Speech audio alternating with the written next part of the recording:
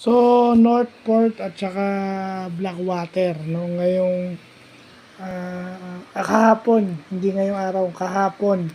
So, makikita natin na malaking epekto na wala yung JB Casio, wala yung Baser Amer kasi nag-expire yung kontrata pero under negotiation. At saka itong Blackwater, may mga drain up tong players na late pumasok. Ngayon lang naglalaro. So, chemistry wise, kita mo sa depensa, walang-wala yung depensa. Nakaka-lay up yung Northport. Itong Northport, pag mula nagsimula yung Commissioner's Cup, yung start ng tournament, ayan na sila. Walang player na papasok. Siguro, pwede natin bigyan ng exemption kung galing sa injury. Pero yung kagaya nila, Kwekutey, yung mga bagong signing sila, wala pang chemistry yung Blackwater eh. Kaya natalo.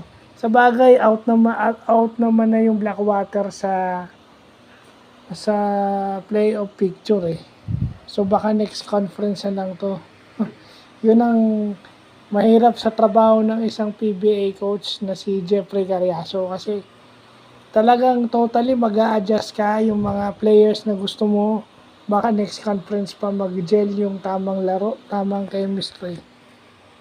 So yun. Itong Northport kasi, ano na rin to eh. Kumbaga ito yung team na hinaantay nilang mahinog.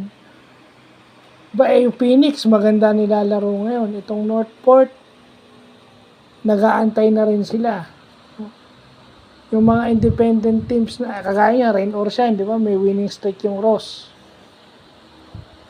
So, ewan ko lang kasi maraming mga tao nagsasabi na bagsak na yung PBA pero mahirap magsalita eh.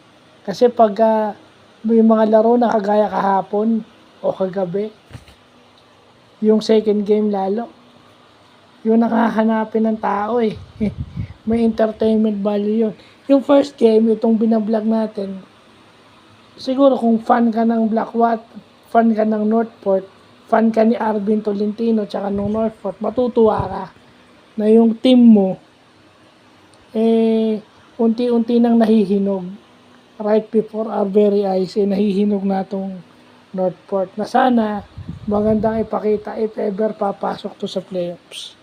So, yun lang po.